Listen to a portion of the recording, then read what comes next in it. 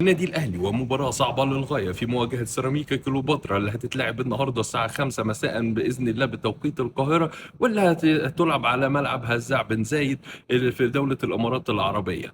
طبعا يا جماعة المباراة صعبة جدا لأنها تعتبر بمثابة عنق الزجاجة للنادي الأهلي للخروج من الكبوة الأخيرة وفقد النقاط واستعادة ثقة الجماهير فيه.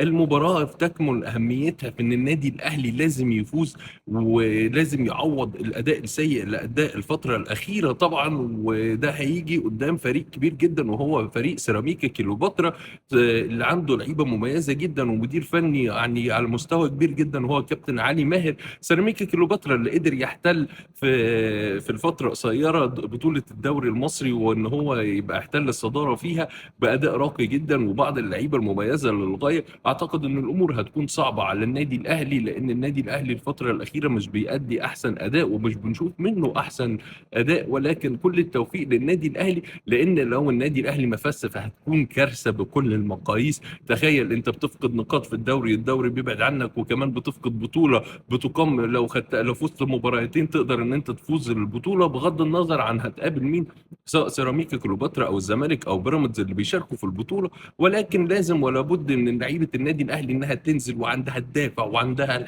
الحماس لانها تحقق حاجه للنادي الاهلي وتستعيد ثقه الجماهير فيها، لان لن نقبل باي شيء سوى البطوله.